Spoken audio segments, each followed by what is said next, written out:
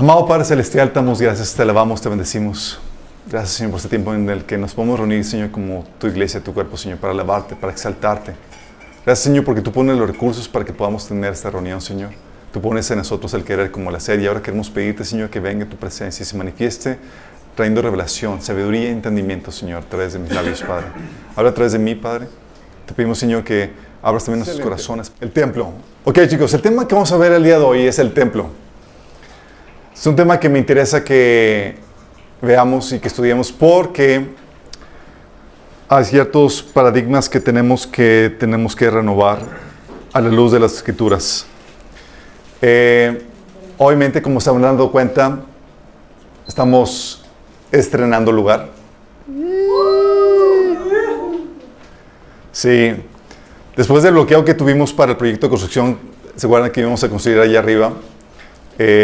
Dios abrió las puertas para que podamos hacer aquí una pequeña ampliación, una remodelación, porque no es ampliación. Y déjenme platicarles un poquito el testimonio de lo que Dios ha estado haciendo con esto. Quería aprovechar. Se los pensaba decir en la sección de testimonios, pero te los digo de una vez para que también quede grabado. Bueno, les platico. Todo esto obviamente surgió por la inquietud que tuve acerca de hacer una ampliación, porque estábamos, ya en las reuniones teníamos gente que ya estaba parada, algunos hasta estaban en el piso, ¿sí? A los que no veían, Ángel estaba ahí detrás de la mesa acostado típicamente. Entonces dijimos, oye, tenemos que buscar ampliar un poco más. Y digo un poco más porque la intención nunca es que tenemos por nuestra visión, no es construir un edificio para recibir a muchas personas, sino la visión es poder multiplicar iglesias en casa, chicos. Pero para poder facilitar esa multiplicación, queremos ampliarlo para poder tener el suficiente número de personas para poder enviar a otra casa. ¿Sí me explico? Entonces le propuse a don Joel el proyecto y don Joel luego me trajo las cifras, la cantidad y demás, y fue como que maravilloso. Pero el problema es que allá arriba se bloqueó el permiso de construcción. Entonces nada más podíamos hacer la remodelación. Y pues resultó que aquí iba a ser un poco, en teoría, más barato. De hecho, el hermano hizo la cotización, me dijo, ¿sabes qué? No más de 5,000 pesos. Y dijo, juega. Y luego llega la hermana Vania y me dice, oye, yo te apoyo con las ventanas. Y yo, ¡oh! Y Dios abriendo puertas y yo estaba, ¡oh! Genial, Dios queriendo hacer eso. Y luego los jóvenes, oye Alberto, nosotros queremos contribuir con la construcción y demás. Y todo estaba, wow. Pero, aquí viene el pero. Chan, chan, chan, chan. Pero tenía una sincera preocupación de que se hablara mal de lo que estábamos haciendo. ¿Por qué? Porque ya nos había tocado que acusaciones de personas, no de esta iglesia, sino de gente de afuera y demás, de que decían que estábamos abusando de la iglesia, los miembros que se congregan aquí, que estamos sacando provecho de ustedes para beneficio propio. Entonces, consciente de eso, yo estaba con el riesgo de que, oye, se podía decir de que, oye, Alberto utilizó los fondos que recolectó la iglesia y mano de obra de la iglesia y demás para expandir su casa, construir su oficina, y se puede hablar mal del bien que estamos haciendo. Aunque sea un lugar que obviamente se utiliza para la reunión de la iglesia y con justo derecho se podría recibir aportaciones para compensar los gastos que implique la reunión. Pero el lugar, pues en fin de cuentas, se va a utilizar para vivienda y oficina entre semana. Así que en oración le expuse a Dios mi preocupación. Le dije, Señor, ¿es tu voluntad? Si es tu voluntad, dije, tengo esta preocupación. Si es tu voluntad, Señor, abre las puertas, si no, ciérralas. Y el Señor cerró las puertas, chicos, y abrió otras. De repente el hermano Joel y los que querían apoyar para la construcción siempre no se pudo. La hermana Vania con su buena intención siempre ya tampoco pudo. Y se empezaron a cerrar puertas mientras que se abrían otras de provisión. Sí. Y eso te lo digo porque gracias a Dios que Dios puso en el corazón de algunos de ustedes el poder contribuir en la causa. Y eso Dios lo recompensa. Sí. Pero por causa del testimonio y por la preocupación que les exteriorizo de que se podía dar mal de qué hablar por el bien que estamos haciendo aquí, Dios empezó a cerrar esa puerta y empezó a proveer. Oye, de repente que me hablan unos clientes para los que no sepan, estamos en el negocio de los seguros. Me habla un cliente de fuera, oye, necesito una póliza de vida, de gastos médicos, así de chonchas, y dije, ay, pues cayó una buena comisión. De repente George también me dice, oye, Alberto, hay un cliente tuyo que va a querer tal póliza, la comisión va a ir para ti, fabuloso. Y fueron cosas que empezaron a moverse, a suceder. Más aparte tenemos una pequeña reserva. Y Dios empezó a proveer de esa manera. De hecho, mi esposo me decía, oye, ¿por qué proveer para eso y no para otras cosas que quisiéramos hacer? Y la respuesta es sencilla, chicos. Para lo que Dios quiere hacer, Él invita, chicos. Sí. Wow. Para lo que Dios quiere hacer, Él abre puertas. ¿Sí? Entonces, si tú te perfilas a hacer la voluntad de Dios, Él va a proveer lo necesario. ¿Sí? Oye, pero yo quiero otra cosa. Si Dios no quiere, no va a proveer para eso. Así de sencillo. ¿Sí? Entonces cerró las puertas en ese sentido.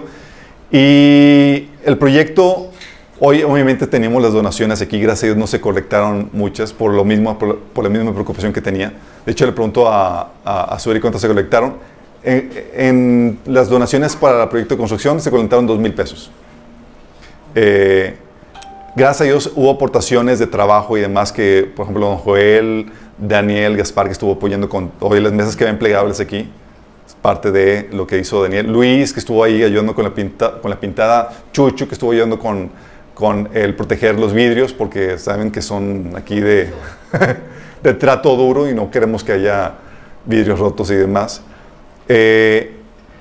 Entonces se pudo contribuir, pero con cosas menores, de cual manera que no se pueda decir que se abusó de, ¿sí? De hecho, ya está el proyecto ya prácticamente realizado y con gusto los que quieran seguir cooperando para poder optimizar este espacio para nuestra reunión, brutalísimo. Sí, pero es algo que quiero que entiendas, es cuando Dios quiere que sea algo, Dios abre las puertas y provee lo necesario, ¿sí? Y Dios ha estado haciendo eso. Y muchos obviamente hemos estado compartiendo la emoción de, wow, vamos a tener un lugar ya más amplio para reunirnos.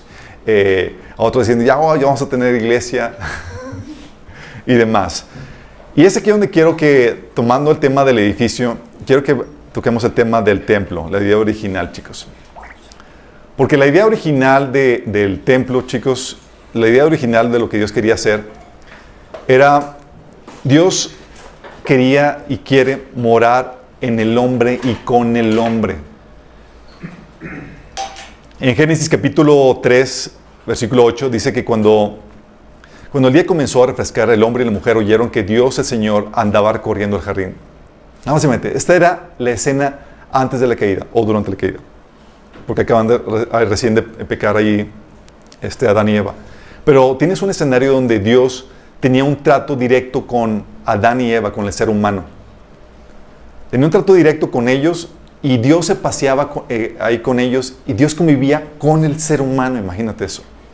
Obviamente no solamente convivía con el ser humano, el Espíritu de Dios moraba dentro del ser humano. ¿Te imaginas?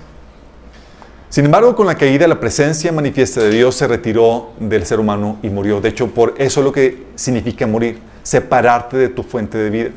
¿Sí? Y Dios, al momento de darle a escoger al hombre la opción de comer del fruto prohibido, le estaba dando al hombre la oportunidad de que se separe, la decisión de separarse del ser humano. ¿Sí? Y le estaba dando al hombre la decisión de separarse de Dios, su fuente de vida. Le dijo en Génesis 2:16, puedes comer de todo árbol del jardín, pero del árbol del conocimiento del bien y del mal no deberás comer. El día que de él comas, ciertamente morirás. Y está hablando acerca de esto, de este morir que es separarse de Dios, tu fuente de vida. Y el hombre, ya sabemos, tomó el fruto del árbol prohibido y se separó de Dios. Dios, el Espíritu de Dios, salió del hombre. La presencia de Dios que moraba en la tierra juntamente con el hombre se esfumó. Y no me refiero a la presencia, la omnipresencia de Dios, me refiero a la presencia manifiesta de Dios, donde se hace presente, donde los atributos de bondad y demás de Dios se hacen presente. ¿Y qué pasó? El hombre murió. Dice en Génesis 3:19 que el hombre eventualmente iba a volver al polvo, iba a morir físicamente. La muerte espiritual vino inmediatamente porque se separó del Espíritu de Dios y la muerte física vino eventualmente. Y no solamente vino la muerte al ser humano, vino también la muerte y la decadencia a la creación de Dios. Dice Romanos 8, del 20 al 21, que contra su propia voluntad, toda la creación quedó sujeta a la maldición de Dios. sin embargo con gran esperanza. La creación espera el día en que será liberada de la muerte y de la descomposición y se unirá a la gloria de los hijos de Dios. Fíjate cómo no solamente el ser humano fue afectado con la muerte, también la creación de Dios fue sujeta a la muerte y a la descomposición. Por eso aún dentro de la creación, dentro de este mundo físico, todo sol va a apagarse, toda planta muere, todo animal también muere. Entró la muerte y la descomposición, lo que se conoce en la física como la segunda ley de termodinámica. Entonces vino la muerte por causa de eso, porque la presencia de Dios se desconectó de su creación. ¿Sí? Aunque Dios es omnipresente, la presencia manifiesta, la presencia manifiesta de Dios ya no estaba con el ser humano. Y su presencia se ha mantenido distante y limitada desde entonces, chicos. Limitada por misericordia. Por misericordia. ¿Por qué por misericordia? Porque al momento de que el hombre entró en un estado caído, al momento de que la creación dejó de ser perfecta, se hacía merecedora del juicio de Dios, que viene a traer destrucción. ¿Sí? Por eso, Dios, en su acto de bondad, decidió también retirarse y manifestar de forma limitada y restringida su presencia para no causar estragos o muerte. De hecho, es por esa razón que todavía no ha llegado por completo el tiempo en que Dios el Padre viene a morar de nueva cuenta con el hombre. Sí, eso sucede hasta el final. Tú puedes ver en Éxodo 19, del 10 al 12, cuando Dios descendió sobre el monte de Sinaí para hacer el pacto con el pueblo de Israel, que Dios le advertía al pueblo de Israel: el que se acerque a la montaña donde está la presencia de Dios va a morir. Sí. De hecho, le dice en Éxodo 19, del 10 al 12: ve y consagra al pueblo hoy y mañana. Diles que laven sus ropas y que se preparen para el tercer día, porque en ese mismo día yo descenderé sobre el monte Sinaí a la vista de todo el pueblo. Pon un cerco alrededor del monte para que el pueblo no pase. Diles que no suban al monte y ni siquiera pongan un pie en él, pues cualquiera que lo toque será condenado a muerte. ¡Qué fuerte! Está hablando de que, oye, si me quiero acercar, va a haber muerte. De hecho, le decía en Éxodo 24, del 1 al 2, cuando Dios llama al que se acerque a su presencia, solamente llama a Moisés. Y le dice que no se acerque el resto porque van a morir. Sí. De hecho, aún Moisés, aunque se acercó a la misma presencia de Dios, a quien Moisés veía cara a cara, era Jesús, pero no era el Padre. Pero Moisés en Éxodo 33 le dice: Señor, muéstrame tu rostro. Y le dice, ahí te encuentras en Moisés, en Éxodo 33, del 18 al 20, le dice a Moisés: te suplico que me muestres tu gloriosa presencia. El Señor le respondió: haré pasar delante de ti mi bondad y delante de ti proclamaré mi nombre Yahvé. Pero tendré misericordia de quien yo quiera y mostraré compasión con quien yo quiera. Sin embargo, no podrás ver directamente mi rostro, porque nadie puede verme y seguir con vida. Mientras acercarte a la misma presencia de Dios el Padre y verlo implicaba muerte. Sí, cuando antes Adán y Eva tenían acceso a la misma presencia de Dios y lo podían ver, estaban en estado de perfección.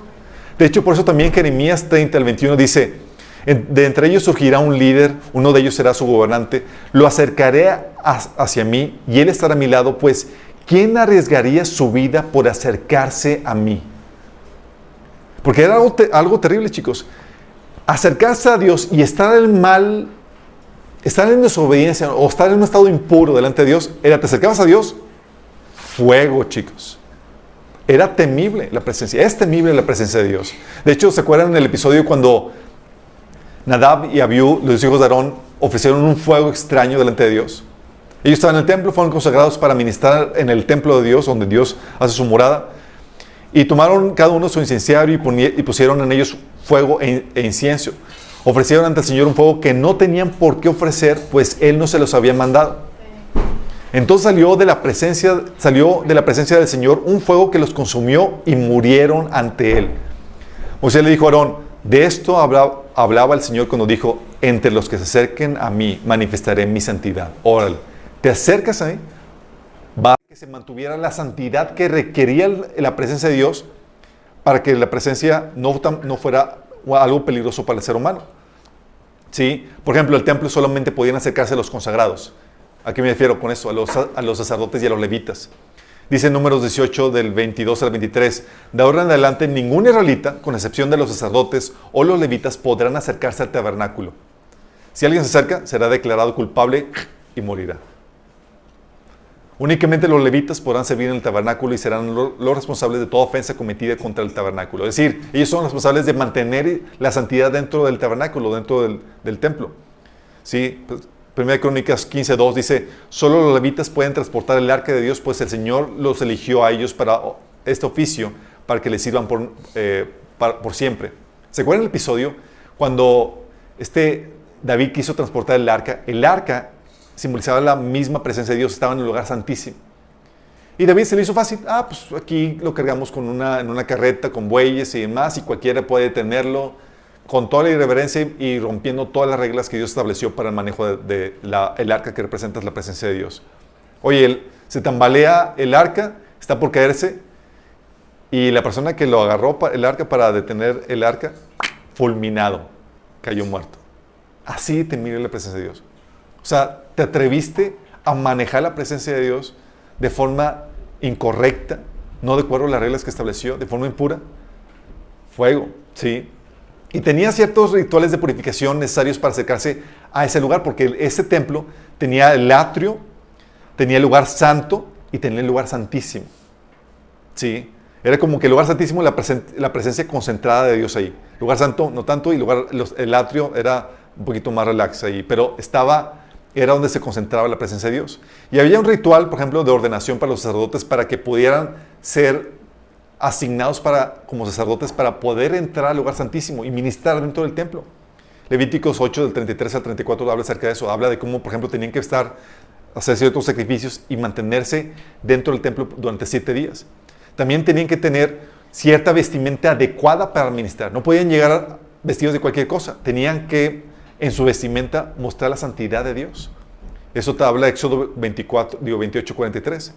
También, oye, en el trabajo diario que hacían los sacerdotes, los levitas, había un protocolo en cómo acercarse a Dios. Por ejemplo, cada vez que llegaban al templo, tenían que primero lavarse con agua. Había ahí una fuente de agua y tenían que lavarse y demás. Era parte del acto de purificación que tenían que realizar para poderse acercar y ministrar en la presencia de Dios. De hecho, aun cuando empacaban en el desierto las cosas sagradas para moverlas de un lugar a otro, había instrucciones para el empacado. O sea, los sacerdotes envolvían las cosas sagradas y demás. Luego los levitas, una vez envueltas las cosas, lo cargaban. ¿Sí? Había incluso rituales de purificación del pueblo. Porque si hacías algo inmoral, algo que estaba... que comías algún animal impuro, etc. Había ciertos rituales para que tú como pueblo de Israel pudieras acercarte a los atrios de forma correcta, porque incluso, ¿sí? Tenías que estar aún dentro de los atrios presentado de forma correcta. Y al lugar santísimo, chicos, el lugar santísimo solo entraba el sacerdote una vez al año, que era el lugar más santo, es donde estaba ahí la presencia de Dios concentrada. Dice Hebreos 9, del 6 al 7, que los sacerdotes entran continuamente en la presencia, entran continuamente en la primera parte del tabernáculo para celebrar culto. Pero en la segunda parte entran únicamente el sumo sacerdote y solo una vez al año, provisto siempre de sangre que ofrece para sí mismo y por los pecados de ignorancia cometidos por el pueblo. O sea, el lugar santísimo solamente una vez al año Dios los dejaba entrar, imagínate, que era aumentar la misma presencia de Dios. Era un lugar, obviamente, cuando el templo, chicos, como era el lugar donde estaba la presencia de Dios, la casa de Dios, tenía que ser espléndido en su construcción. Dice Éxodo 26, 1, hablando de cómo tiene que ser construido, dice, harás el tabernáculo de 10 cortinas de lino torcido, azul, púrpura y carmesí, y lo harás con querubines de obra primorosa. Y te empieza a dar la descripción, y era toda una obra artística lo que se hacía para la presencia de Dios, chicos. De hecho, en ese tenor, Salomón le dice a que era el rey de Siria, si mal no recuerdo, que le envíe madera, y luego le explica por qué. Dice, voy a edificar un templo majestuoso, pues nuestro Dios es el más grande de todos los dioses. Pero ¿cómo edificar un templo si ni los cielos más altos pueden contenerlo? ¿Y quién soy yo para construir un templo, aunque solo sea para quemar incienso para él?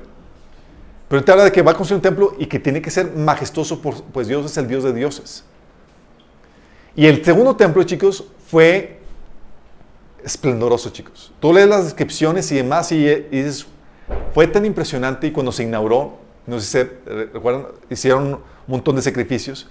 Salomón oró y cayó fuego del cielo para corroborar la aprobación de Dios por el templo. Y la nube de la presencia de Dios llenó el templo. Y los sacerdotes no podían entrar al templo a ministrar porque la presencia de Dios estaba ahí. ¿Sí?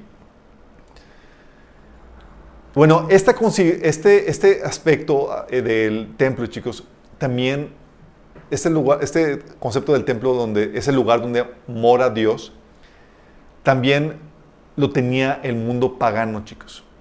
El mundo pagano tenía también su lugar, sus recintos de sus dioses. Estaba el templo de Zeus, el templo de Afrodita, y era el lugar donde estaba la presencia de esa deidad. Sí, era la casa de esa deidad. Cada dios tenía su templo, un lugar de residencia de su Dios, con sus propias reglas de adoración y trato de reverencia a esa deidad. El templo, chicos, entonces era algo que tanto los israelitas tenían como también el resto de las culturas paganas. Y era ese lugar que era dedicado para que la presencia de Dios morara. Y sin embargo, el templo físico, chicos, ¿qué crees? Solamente era una sucursal del verdadero templo en el cielo. La Biblia dice en Hebreos 11, del 9, del 11 al 12, que entonces Cristo ahora ha llegado a ser el sumo sacerdote sobre todas las cosas buenas que ha venido. Él entró en ese tabernáculo superior y más perfecto que está en el cielo, el cual no fue hecho con manos humanas ni forma parte del mundo creado. Por su propia sangre, no con la sangre de cabras ni de becerros, entró en el lugar santísimo una sola vez y para siempre y aseguró nuestra redención eterna. Está hablando de que entró el templo en el cielo, porque Dios hace su morada, chicos, en el cielo. De ahí Dios no se ha retirado. De hecho, el cielo es el cielo porque Dios mora y gobierna ahí. ¿Sí? De hecho, también reiterando esa idea, Hebreos 8, del 1 al 5, dice que tenemos un sacerdote quien se sentó en el lugar de honor a la derecha del trono del Dios majestuoso en el cielo. Ahí sirve como ministro en el tabernáculo del cielo, el verdadero lugar de adoración construido por el Señor y no por manos humanas. O sea, Dios tiene un tabernáculo, un templo, chicos, que es su hábitat en el cielo. Dice, ya que es deber de todo sumo sacerdote presentar ofrendas y sacrificios, nuestro sumo sacerdote también tiene que presentar una ofrenda. Si estuviera aquí en la tierra, ni siquiera sería sacerdote, porque ya hay sacerdotes que presentan las ofrendas que exige la ley. Ellos sí sirven dentro de un sistema de adoración que es solo una copia, una sombra del verdadero, que está en el cielo. Pues cuando Moisés estaba por construir el tabernáculo, Dios le advirtió lo siguiente: asegúrate de hacer todo según el modelo que te mostré aquí en la montaña. Todo lo que estaba haciendo aquí el tabernáculo era solamente una réplica chafa de lo que había en el cielo, chicos. ¿Sí? Hebreos 9, del 23 al 26, dice, por esta razón el tabernáculo y todo lo que en él había, que eran copias de las cosas del cielo, debían ser purificadas mediante la sangre de animales, pero las cosas verdaderas del cielo debían ser purificadas mediante sacrificios superiores a la sangre de animales. O sea, hablando de que aún las cosas en el templo que estaban en el cielo tenían que ser purificadas, pero con un sacrificio mayor. Pues Cristo no entró en el lugar santo hecho por manos humanas que eran solo una copia del verdadero que está en el cielo. Él entró en el cielo mismo para presentarse ahora delante de Dios a favor de nosotros, y no entró en el cielo para ofrecerse a sí mismo una y otra vez como lo hace el sumo sacerdote aquí en la tierra, que entra en el lugar santísimo año tras año con la sangre de un animal. Si eso fuera sido necesario, Cristo tendría que haber sufrido la muerte una y otra vez desde el principio del mundo. Pero ahora, en el fin de los tiempos, Cristo se presentó una sola vez y para siempre para quitar el pecado mediante su propia muerte en sacrificio. Ese era el templo, chicos. El templo aquí en la tierra era simplemente una sucursal del verdadero templo en el cielo. Y el templo aquí en la tierra era donde Dios manifestaba su presencia. Por eso, tú entrabas al lugar santísimo y era peligrosísimo si no lo hacías correctamente. pero también era el lugar donde experimentabas la presencia y la plenitud de Dios. Por eso decía el salmista que mejor es morar un día en el templo que 1000 fuera de él. Porque llegabas al templo y no solamente experimentabas la presencia temible de Dios, sino la plenitud de Dios que te llena y te satisface. Por eso a David le fascinaba estar en el templo, porque ahí llegaba y sentía la presencia de Dios, porque estaba ahí. Sí. Era el lugar donde moraba la presencia de Dios. Y era el lugar que moraba la presencia de Dios porque estaba santificado para que la presencia de Dios pudiera estar ahí sin causar daño. Tú puedes saber, oye, ¿y qué pasa si se acaban la presencia de Dios de ahí y lo trataban con irreverencia a cualquier otro lugar? Tú le puedes preguntar cómo les fue a los filisteos cuando se quedaron con el arca, que era símbolo de la presencia de Dios. Ellos ahí como si nada, pues aquí ponemos esto. Y no respetaron la presencia de Dios como debía ser. No estaban dando el tratamiento a la presencia de Dios como debía ser. Y vino sobre ellos plagas de ratas y cáncer a todo el pueblo. Sí. Así, Dios azotándolos con muerte y enfermedad. Al punto de que los filisteos estaban todos histéricos. Y los filisteos decían, pues ¿qué hacemos? Pues mándalo a la otra ciudad. Y los de la otra ciudad, ¿qué has hecho? Nos quieren matar a nosotros. Y total que tuvieron que regresar el arca a Israel, al lugar donde podía ser tratada, porque la presencia de Dios es peligrosa, chicos, si no se trata correctamente. Sí. Pero llega Jesús y cambia las cosas.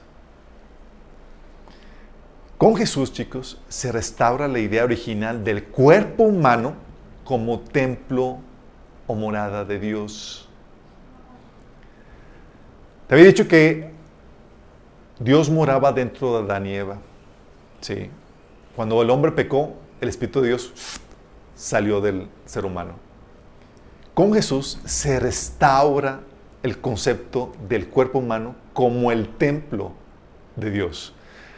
Juan 2, del 19 al 22, Jesús da un comentario que al inicio los discípulos no entendieron. Jesús le dice a los fariseos, a los líderes, destruyan ese templo, respondió Jesús, y yo lo levantaré de nuevo en 3 días. Tardaron 46 años en construir ese templo y tú vas a levantarlo en 3 días, pero el templo al que se refería era su propio cuerpo. Así pues, cuando se levantó de entre los muertos, sus discípulos se acordaron de lo que había dicho y creyeron en la Escritura y en las palabras de Jesús. O sea, Jesús le dice, hey, destruyen ese templo, y está hablando no del templo, sino de su cuerpo.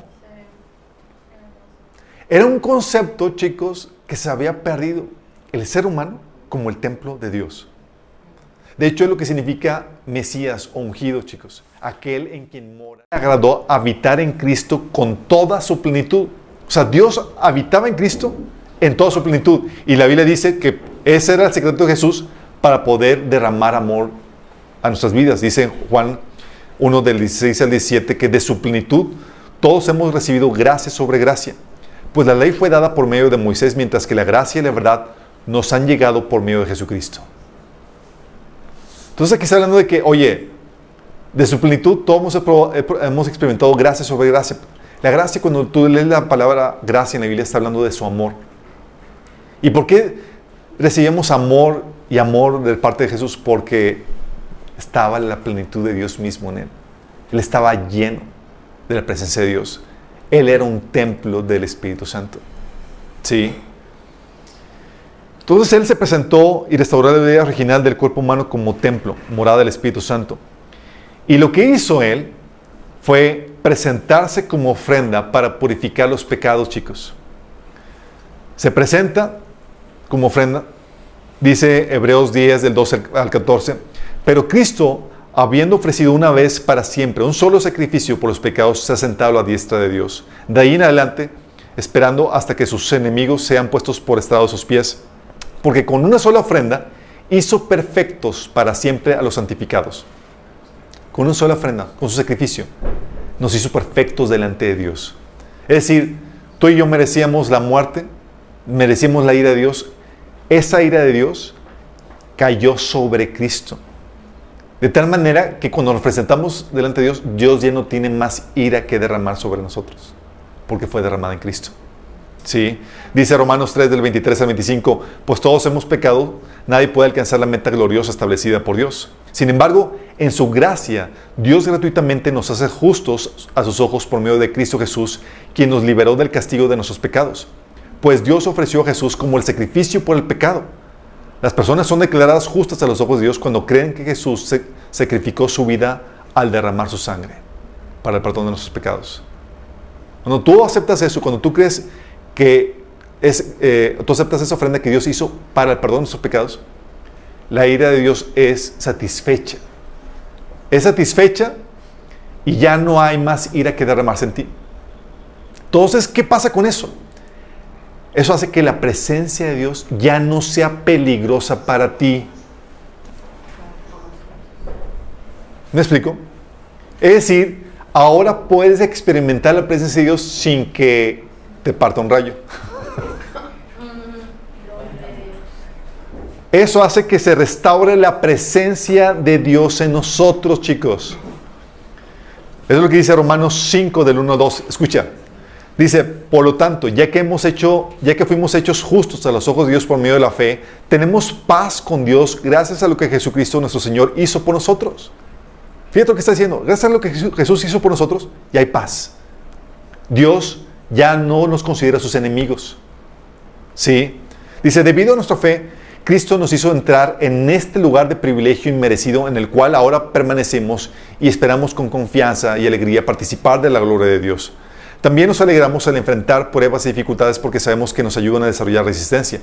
Y la resistencia desarrolla firmeza de carácter y el carácter fortalece nuestra esperanza segura de salvación.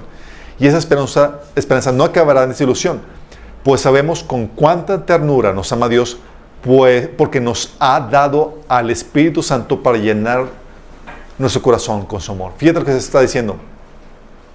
Está diciendo que ahora por el sacrificio de Jesús, el Espíritu Santo te ha sido dado para llenar tu corazón.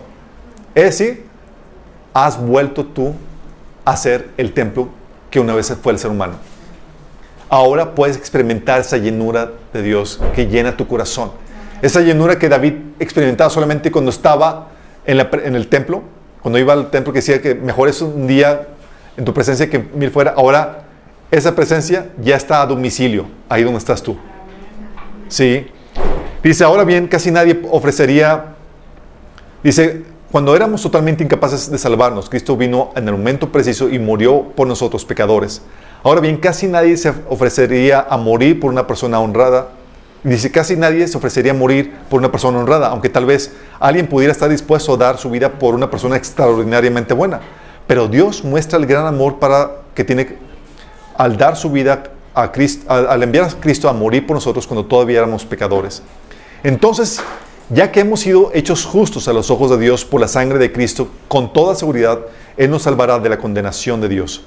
Pues, como nuestra amistad con Dios quedó restablecida por la muerte de su Hijo, cuando todavía éramos sus enemigos, con toda seguridad seremos salvos por la vida de su Hijo. Así que ahora podemos alegrarnos por nuestra nueva y maravillosa relación con Dios, gracias a que nuestro Señor Jesucristo nos hizo amigos de Dios. Podemos ahora tener una relación de paz con Dios, donde ahora si Dios llega y se manifiesta, ya no hay ira de Dios que en que derramarse, ya no eres enemigo de Dios por lo que Jesús hizo por ti. Por eso, chicos, por lo que hizo Jesús por nosotros, ahora el Espíritu Santo se derrama en nuestros corazones y podemos sentir su presencia, su plenitud, su amor. A eso es lo que se refería Jesús cuando decía en Juan 7, del 38 al 39, diciendo, si alguno tiene sed, que venga a mí y beba. De aquel que cree en mí, como dicen las Escrituras, brotarán ríos de agua viva. Con esto se refería al Espíritu que habría de recibir más tarde los que creyeran en Él. Hasta ese momento el Espíritu no había sido dado, porque Jesús no había sido glorificado todavía. Fíjate lo que está diciendo. Jesús estaba prometiendo el Espíritu a los que creían en Él. Es decir, está diciendo, ustedes van a convertirse en templos. ¿Estás consciente?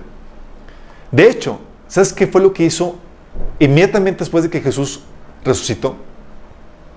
Jesús resucita y dice, al tercer día de aquel primer día de la semana, estando reunidos los discípulos a puerta cerrada por temor de los judíos, entró Jesús y poniéndose en medio de ellos, los saludó. Acto seguido, sopló sobre ellos y les dijo, reciban el Espíritu Santo. ¿Estamos conscientes? lo que era la presencia de Dios temible y aterradora, que debe tratarse con sumo cuidado para poderte acercar ahí, ahora el Señor la distribuye en ti y te hace recipiente de esa misma presencia. Por eso cuando Jesús murió en la cruz, el velo que separaba el lugar santo y santísimo fue rasgado. Es decir, ya estaba la puerta abierta para que Dios, la presencia de Dios, para que nosotros pudiéramos entrar a la presencia de Dios y portar la presencia de Dios. ¿Sí? Por eso dice Efesios 1:13 que en Él también ustedes, cuando oyeron el mensaje de la verdad, el evangelio que les trajo salvación, y lo creyeron, fueron marcados con el sello que es el Espíritu Santo prometido. Entonces, cuando compartes a una persona y le compartes el evangelio, básicamente es una invitación para que se convierta en un pequeño templito. En el templo de Dios, chicos. Por eso, a partir de Cristo, en el Nuevo Testamento, las cosas se manejan muy diferentes con respecto al templo.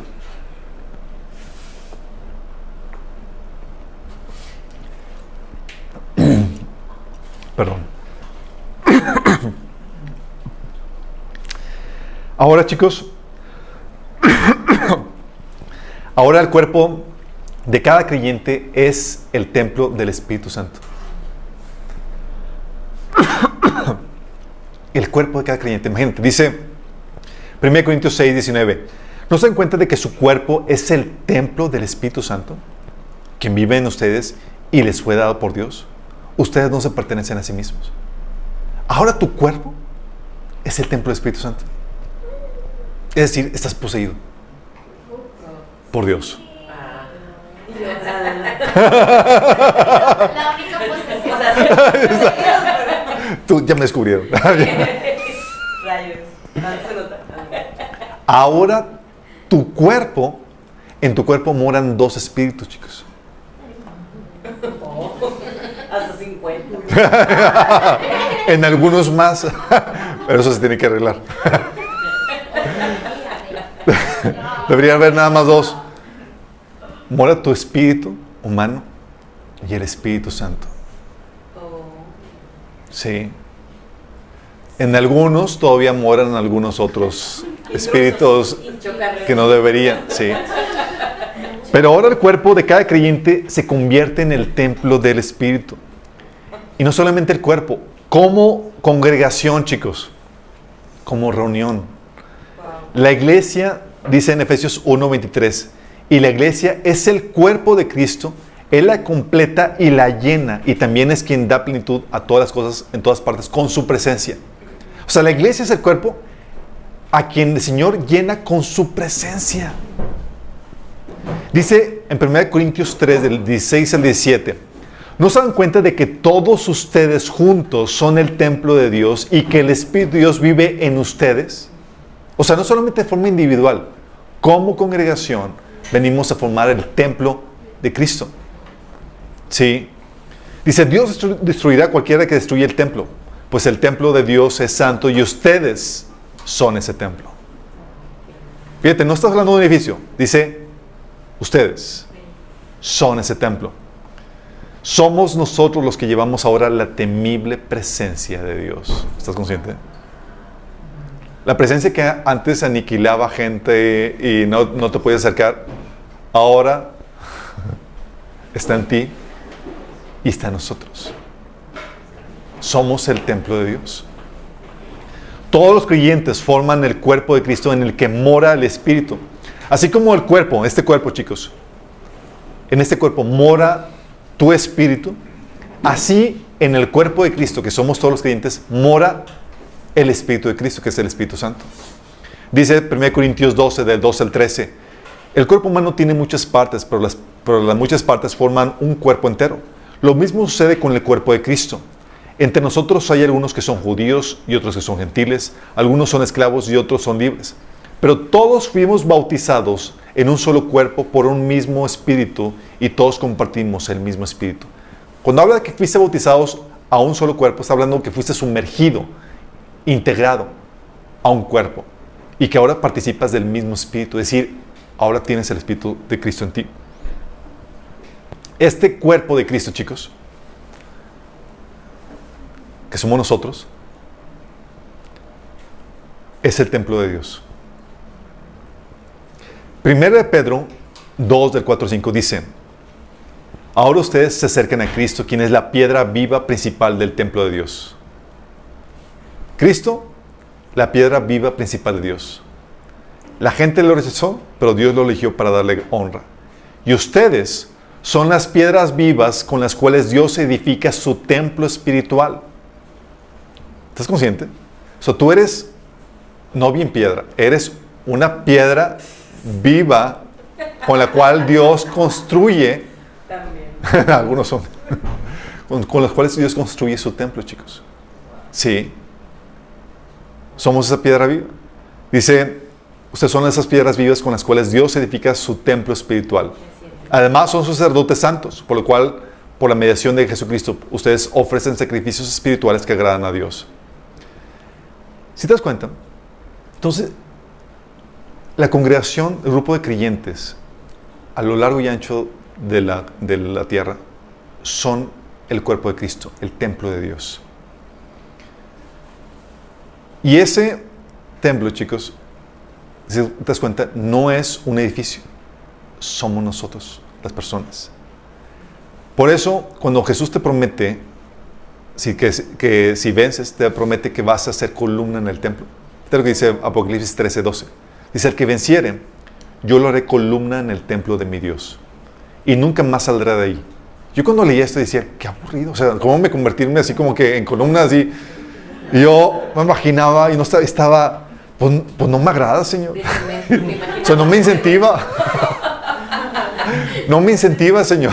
Y con varillas, esta transformación. Nuestra formación, así como que... Pero no, está hablando, así como las células del cuerpo están vivas y tienen una función y demás, así cada parte del cuerpo, así somos nosotros, chicos. Cuando habla de que te vas a volver columna, está hablando, va a ser un personaje importante dentro del cuerpo de redimidos, que es el templo de Dios. Un personaje que va a ser columna, que va a tomar decisiones importantes dentro del reino. Ah, eso sí agrada, ¿no? Bueno, eso se refiere a Jesús. Sí, que el que venciere, yo le haré columna en el templo de mi Dios y nunca más saldrá de ahí. Y escribiré sobre él el nombre de mi Dios y el nombre de la ciudad de mi Dios, la nueva Jerusalén, la cual desciende del cielo de mi Dios y mi nombre nuevo. Ese templo que somos nosotros los redimidos, vamos a habitar la nueva Jerusalén. Y cuando te habla de que nunca vas a salir de ahí, nunca te van a correr de ahí. Sí.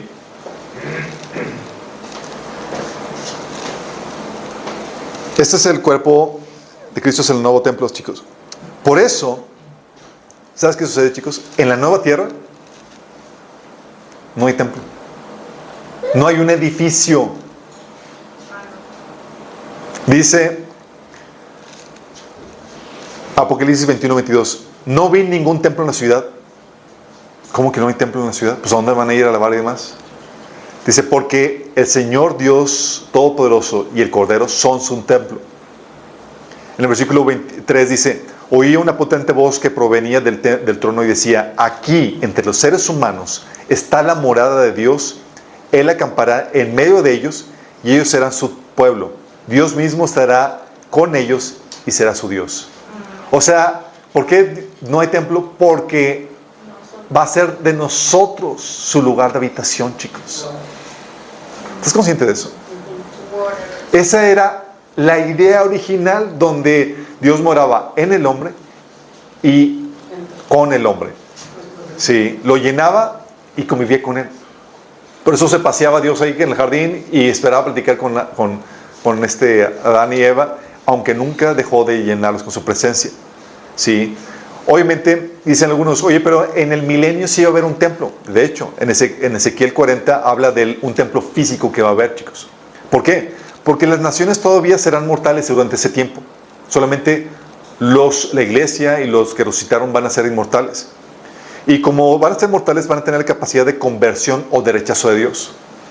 La Biblia habla de que el que viva 100 años va a ser considerado maldito por sus pecados. O sea, va a haber gente que aún va a tener la libertad de pecar. Y Dios en su bondad va todavía a distanciarse todavía. Por eso el templo va a estar en un lugar y en los creyentes que están ahí.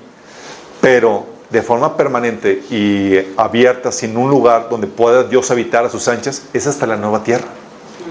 ¿Me explico? Vamos entendiendo la cuestión del templo, chicos. Por eso, cuando hablamos en la Biblia de construir iglesias, las iglesias se construyen formando congregaciones de creyentes que se reúnen periódicamente sin importar su lugar. Chécate.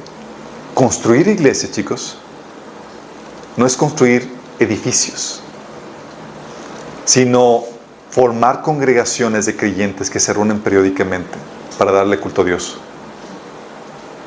¿Estás consciente de eso? Tú lees, por ejemplo, que dice Pablo en Romanos capítulo 16: saludan igualmente a la iglesia que se reúne en la casa de Priscila y Aquila. Fíjate la distinción. Dice, saluden a la iglesia que se reúne en la casa. Distingue el lugar de reunión de la iglesia. ¿Vas entendiendo? De hecho lo repite, dice en el versículo 23, lo saluda Gayo. Él es quien me hospeda y también recibe en su casa a toda la iglesia. Romanos 6, 23. 16, 23. Entonces cuando te dice, hey, le saluda Gayo, quien me hospeda y recibe en su casa a toda la iglesia. Pregunta, chicos, ¿la casa era su iglesia? No. ¿Qué era la iglesia? Los que se congregaban ahí. ¿Estás sintiendo así como que se está moviendo el paradigma ahí? Entonces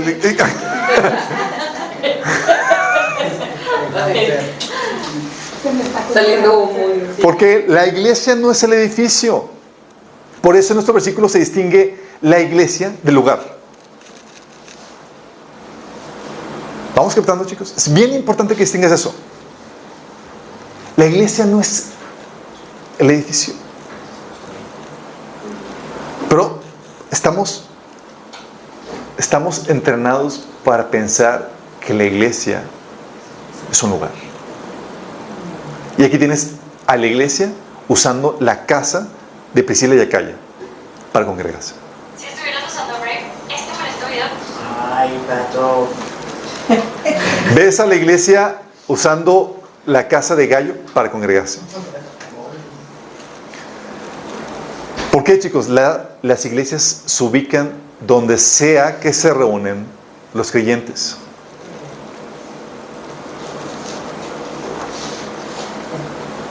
Donde quiera que se reúnan los creyentes. Dice Mateo 18:20, porque donde están dos o tres congregados en mi nombre, ahí estoy yo en medio de ellos. Oye, ¿dónde está la iglesia? Pues donde quiera que nos congreguemos, chicos. Tenemos una iglesia movible donde eso es importante, chicos, donde la iglesia se ensambla en cada reunión. ¿Sí? No sé si vieron de niño la caricatura de Voltron. Sí. Voltron, sí vieron. Sí. A los que no son de esa generación. Era.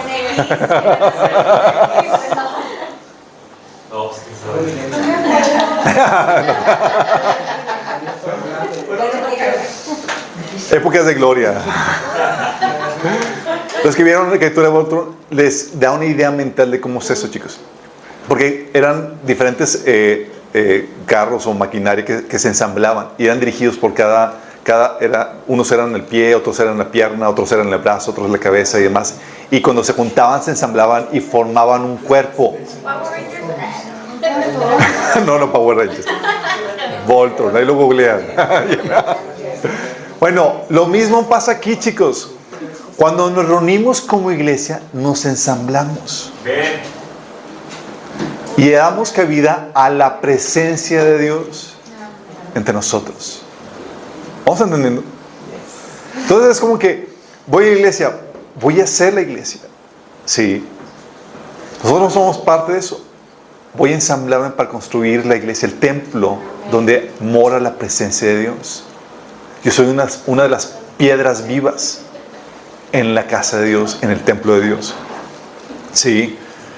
La iglesia se ensambla en cada reunión. Es lo que decía Hebreos 3:6. Dice, Cristo en cambio es fiel como el Hijo al frente de la casa de Dios. Y esa casa somos nosotros. Con tal de que mantengamos nuestra confianza y la esperanza que nos orgullece. Entonces dice, oye, Cristo es la cabeza de esta casa que somos nosotros. Haz de cuenta que en ese que todo el botón, Cristo es la cabeza. Todos los demás nos ensamblamos. Y cuando nos reunimos, hacemos ese ensamble que hace que se construya esa casa para la presencia de Dios. Y está Dios aquí entre nosotros. No es el lugar, somos nosotros. Por eso dice en 1 Timoteo 3, del 14 al 15. Pablo, en la primera carta a Timoteo, Pablo le da instrucciones a Timoteo de cómo debe manejarse los asuntos en la casa de Dios. Cómo la vestimenta durante la unión, cómo debe ser el trato, la gestión de la casa de Dios. Y dice Pablo, aunque espero ir pronto a verte, escribo estas instrucciones para que, si me retraso, sepas cómo hay que portarse en la casa de Dios, que es la iglesia del Dios viviente, columna y fundamento de la verdad. ¿Cómo debe comportarse en la casa de Dios, chicos? Tú lees esto y muchos lo leen a la mentalidad católica, de donde viene el trasfondo. Pues, ¿cómo debemos de comportarnos en el lugar donde nos reunimos? No es eso, chicos. No es cómo debemos de comportarnos en un edificio, en un local. Es cómo debemos de comportarnos cuando nos reunimos para hacer iglesia. Para hacer la iglesia. ¿Sí? Vamos entendiendo eso. Cuando nos reunimos, formamos la iglesia. Nos ensamblamos. Y cuando nos reunimos como iglesia, hay ciertos protocolos a realizar. Por eso cuando nos reunimos como iglesia, da instrucciones Pablo a Timoteo de que las mujeres no vengan con vestidos ostentosos, que vengan vestidas con modestia y demás. Aunque estés en tu casa, aunque estés reunida en la iglesia en tu casa. Yo estoy en mi casa, ¿puedo reunir como yo quiera? Sí, pero cuando se ensambla la iglesia, ahí la normativa cambia. Sí, porque ya se convierte en el templo de Dios. ¿Vamos entendiendo? Sí. Entonces cuando nos reunimos como iglesia, ahí ya se convierte en la casa de Dios, aunque sea tu casa. Ya somos la casa de Dios. Y cuando estamos reunidos como la casa de Dios, cuando nos ensamblamos, ahí tenemos que comportarnos diferentes. Sí.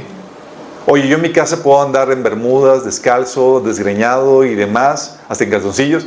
Pero, oye, cuando nos reunimos en la iglesia, no andas así. Porque ya nos convertimos en el templo de Dios. Y la normativa cambia. ¿Sí me estoy explicando?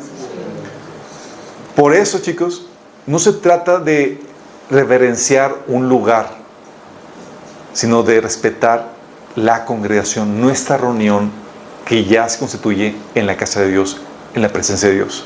¿Sí? Y eso es importante, chicos, porque en ningún lugar del Nuevo Testamento la iglesia se refiere a un local o a alguna construcción. En ningún lugar vas a encontrar eso. De hecho, las primeras lugares de adoración o de culto exclusivo para dentro del cristianismo se empezaron a hacer a partir de la unión de la iglesia con el imperio romano, chicos, quienes ellos patrocinaron las primeras construcciones de las catedrales, de los templos y demás. Pero no era así al inicio. Tú lees todo el Nuevo Testamento y dices, oye, checas la palabra iglesia y no vas a encontrarte que es una construcción. Toda la referencia de la palabra iglesia es a la congregación de creyentes redimidos. ¿Vamos entendiendo? Pero sin embargo, cuando tú lees la palabra iglesia en el Nuevo Testamento, tú visualizas un local. ¿O por qué no? O es que cuando vamos a la iglesia tenemos que portarnos cuando nos ensamblamos, donde sea que estemos. Sí, porque cuando nos reunimos, ahí formamos el templo de Dios, donde quiera que estemos. Por no entender esto, chicos, cuando decimos, oye, vamos a construir iglesias, pensamos que es construir edificios. Por eso algunos estaban, oye, vamos a construir nuestra iglesia. No. vemos que la iglesia local es el lugar donde nos reunimos. Sí, y venimos del trasfondo de la iglesia católica también. Oye, ves ahí el lugar y es, pues pasas por la iglesia y pues, te fascinabas y demás, nuestro contexto. Sí, pero esa es una interpretación incorrecta, corrompida, cuando se unió la iglesia con el Imperio Romano, chicos. Pero no era así el inicio. Pablo y los apóstoles y demás nunca hicieron una recolecta para construir edificios. Chécate. Entonces, ¿qué hacían? Están enfocados en construir individuos. Sí. ¿Por qué? Porque a partir del Testamento, como les comenté, el paradigma cambió. La presencia de Dios ya no está en un lugar, en una construcción. ¿Ahora está en dónde? En nosotros.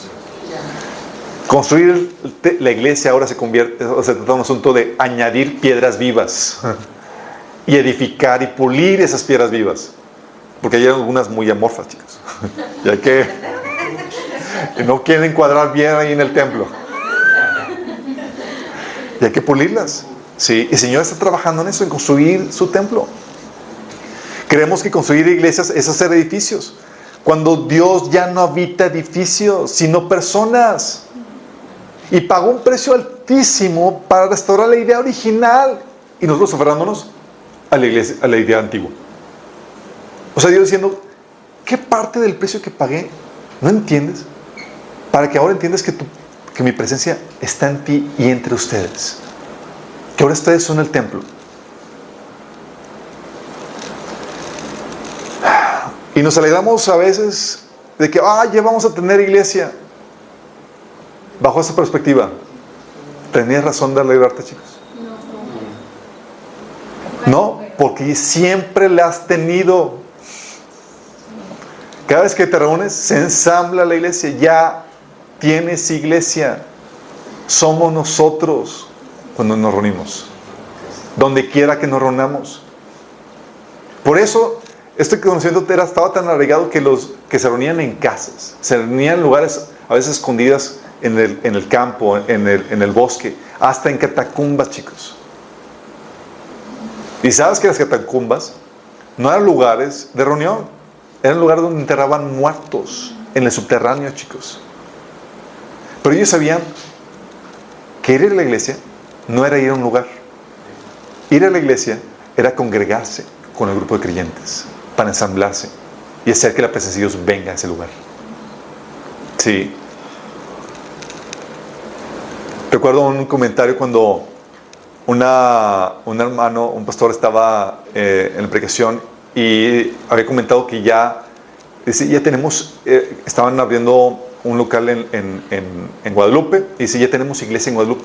Ahora solamente falta que buscar gente que se reúna ahí. Nada más. Al revés. No hay iglesia. Pero nadie entendió eso. Nadie entendió como que, pastor, está mal. No. ¿Por qué? Porque muchos venimos de ese paradigma. Y reverenciamos y tratamos el edificio como iglesia cuando nada que ver. Edificio X. Puede ser una bodega. Puede ser las catacumbas, cementerios, casas, donde sea. ¿Dónde está la iglesia? La iglesia somos nosotros. Sí. Y por causa de eso también, o sea, no solamente por tener el paradigma equivocado queremos construir edificios pensando que construimos iglesias. De hecho, un hermano aún entre nosotros me comentaron que hoy estaban yendo a evangelizar a un lugar y que había sido afectado por lluvias o algo así, y dijeron, no, es que primero y le estaba dando el consejo a la comunidad, le estaba diciendo a este hermano, es que primero tienen que construir la iglesia para que el presencia de Dios esté ahí y pueda bendecir a toda la comunidad. Hablando del edificio. Cuando lo importante, chicos, es la congregación, los miembros. Y a veces referenciamos por lo mismo, chicos, lugares y construcciones porque pensamos que son la casa de Dios. Cuando yo estoy diciendo, ya no estoy ahí, estoy en ustedes y donde ustedes se reúnan. Creemos, por creer que el lugar es la casa de Dios, creemos que el lugar debe ser tratado con mayor solemnidad porque ahí mora Dios. Pensando a la antigüita o a la pagana, chicos. Pensamos que el lugar es que lo santo es el lugar o la construcción. Cuando es la reunión de los santos lo que santifica un lugar. Creemos que el altar es el lugar donde el altar es ese lugar santísimo de donde se predica. Típicos llamados al altar, ¿sí? Y lo tratan todo de evocar al concepto del Antiguo Testamento. Cuando no hay un lugar de la construcción más santo que otro, chicos. Somos el templo, ya santificados por Cristo. Y se referencia al lugar, en lugar de santificar a Dios con nuestras vidas y en nuestras reuniones, estamos conscientes que Dios está entre nosotros cuando nos reunimos, donde sea que nos reunamos. Pero pensamos que el lugar la iglesia es un lugar y desligas la presencia de Dios de nuestra reunión donde quiera que estemos. Cuando nos reunimos como iglesia, donde quiera que estemos reunidos como iglesia, ahí hay que santificar a Dios. Aunque sea una casa, aunque sea un restaurante, aunque sea donde sea, la playa o lo que sea, ahí se convierte santo y Dios está ahí y tenemos que santificarnos. Nuestros comportamientos tienen que cambiar porque es ahí donde nos estamos ensamblando como iglesia, como el cuerpo de Cristo, como el templo de Dios. Y por tener estas cuestiones, chicos, también nos complicamos en la multiplicación. Pensamos que necesitamos construir edificios para multiplicarnos. Cuando no es así. Es un paradigma que está equivocado.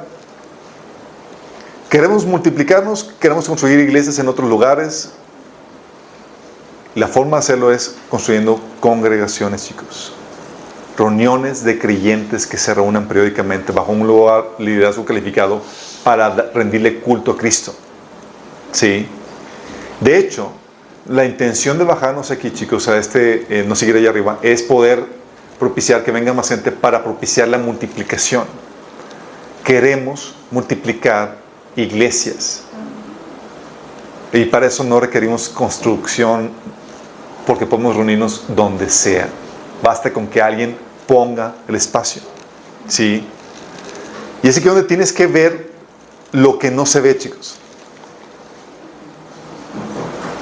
Así como estaba la gloria de Dios en un pesebre maloliente, lleno de animales. Tú sabes que hay un pesebre, ¿verdad? Y estaba la gloria de Dios, Dios mismo encarnado ahí. Tienes que ver que lo glorioso no es el lugar, porque por tener el paradigma equivocado, por ejemplo, se construyen catedrales y demás magníficas. Y qué padre que lo hacen para Dios, ¿sí? Pero pensamos que eso es lo importante.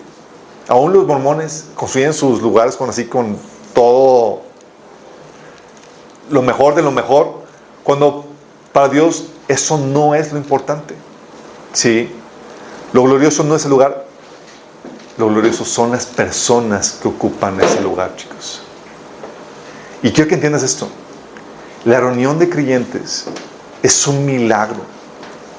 Porque así como estás con tus defectos, con tus luchas, con tus problemáticas, por la obra que Jesús hizo en la cruz, Dios está contigo a pesar de eso. Está entre nosotros a pesar de eso.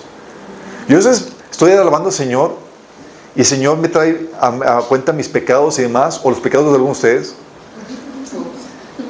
y glorifico a Dios y digo, wow, tu misericordia, Señor, es tremenda para abrazarnos a pesar de estar así. Cuando era para que tu ira se derramara y nos fulminara. Pero por la obra de Cristo, porque somos redimidos por la fe, en vez de que caiga el juicio de Dios, cae la presencia de Dios. Y donde abundó el pecado, sobreabundó la gracia, el amor de Dios que está entre nosotros. Y tienes que estar consciente de eso. No es el lugar, somos nosotros. Sí, el lugar te puede, déjame decirte, hay lugares que te apantallan, que te quedan y dices, wow, qué bonito, qué bonita iglesia. Y la gente, toda mal. Sí. La idea es que nosotros, que hacemos, que atraemos la presencia de Dios y nos convertimos en la casa de Dios, hagamos de la presencia de Dios, hagamos a Dios su presencia agradable, de que se sienta a gusto con nosotros, de que nosotros seamos ese templo bonito. De que cuando nos acercamos a alabar al Señor, lo hagamos con el corazón deseoso de amarlo, de expresarle a nuestro corazón que lo ama y que lo adora, porque eso es lo que trae la presencia de Dios. Somos esa casa que hace que Dios se sienta a gusto con nosotros, donde no hay envidias, ni egoísmos, ni pleitos entre nosotros, porque estamos conscientes de la presencia de Dios que está entre nosotros y no queremos contestar su espíritu que está entre nosotros. Es eso lo que se trata de construir una iglesia bonita, chicos. No un edificio. Que las relaciones, que los frutos, que lo que sucede aquí entre nosotros haga que la presencia de Dios sienta, que Dios se sienta agradable aquí entre nosotros. Pero muchas veces nos vamos por lo que se ve y no por lo que no se ve.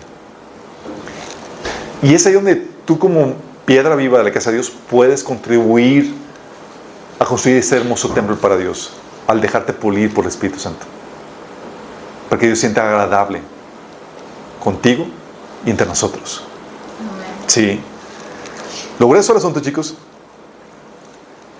Entonces, como ven, chicos, somos la iglesia de Cristo que se reúne en la casa / oficina de Alberto. ¿Captas el cambio de paradigma? Es eso lo que somos. Nosotros somos la iglesia que reunimos en una casa, la mitad en una casa y la mitad en una oficina. Medio y medio. Pero esto es importante que entiendas, porque necesitamos abrir más iglesias. Y si piensas que la iglesia es un local, vas a dar un mal testimonio. ¿Por qué? Nada más imagínate. Queremos abrir iglesias en otros lugares. Queremos que alguien nos reciba, por ejemplo, que alguien abra su casa.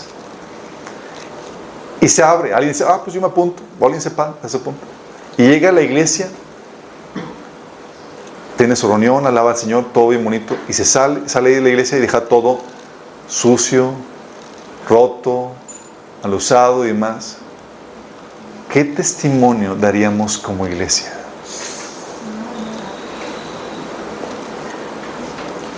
Dices, oye, ¿qué pasó aquí? Porque pues está sucio, porque está todo mal arreglado y demás. Es que aquí se reunió la iglesia de Cristo. El cuerpo de Cristo. El pueblo.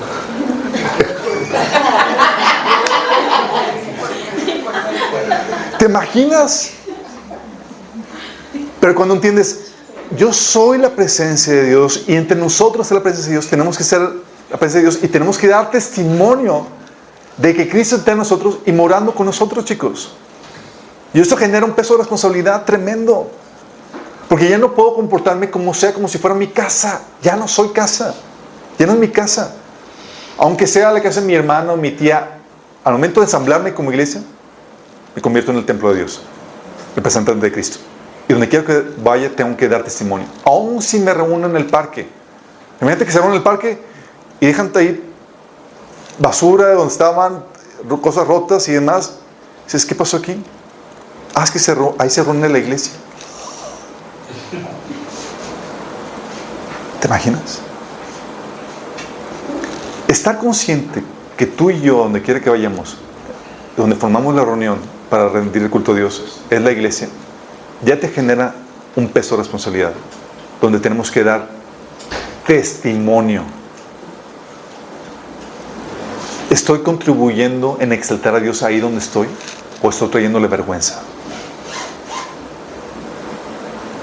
Qué triste sería, oye, que estamos buscando multiplicarnos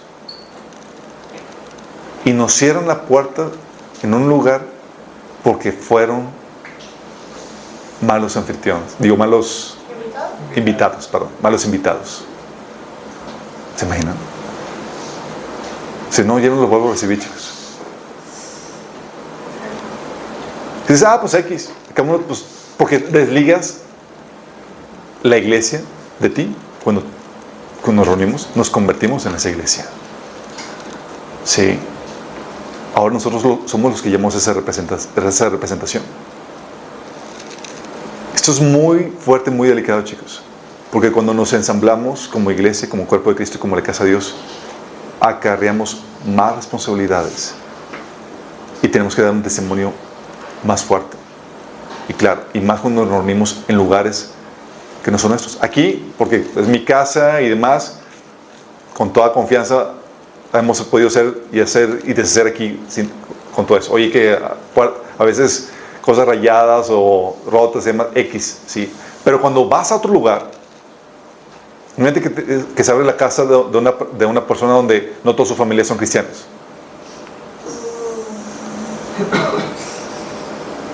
O sea, te reúnes ahí con el reverendo temor de hacer que Dios se sienta a gusto y que su nombre quede bien parado en ese lugar.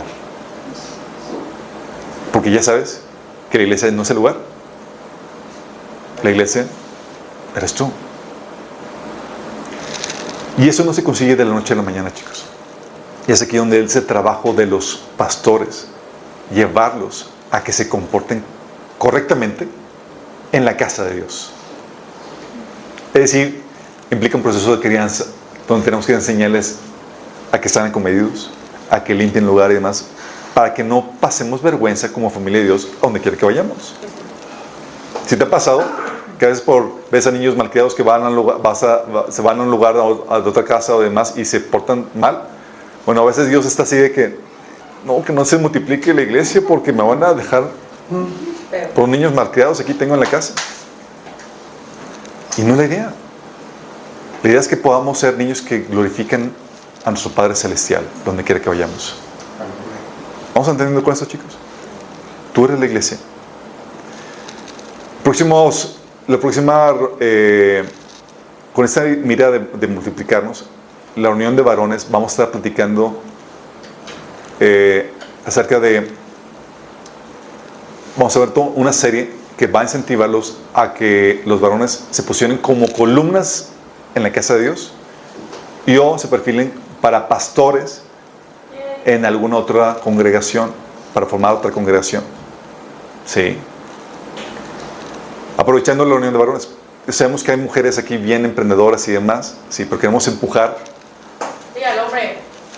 al hombre a que tome su lugar de liderazgo. Porque a quien va a pedir cuentas del Señor es a nosotros. Y tengo temor de que no estemos preparándonos como hacer. Ya dimos el taller de formación pastoral. Sí, queremos ahora ver la opción práctica. Tips muy prácticos y concisos de, ¿cómo me perfilo para poder ser esa cabeza de la familia de la casa de Dios? Sí, donde quiera que nos reunamos. Porque eso es lo que hace. Un pastor, un anciano, es un administrador de la casa de Dios. Y tú debes saber cómo hacerlo. Y debes tener las credenciales listas para poder tomar esa posición. Porque tú como varón no fuiste llamado para quedar rezagado en la silla de atrás. Tú fuiste llamado a ser columna del cuerpo de Cristo. Sí.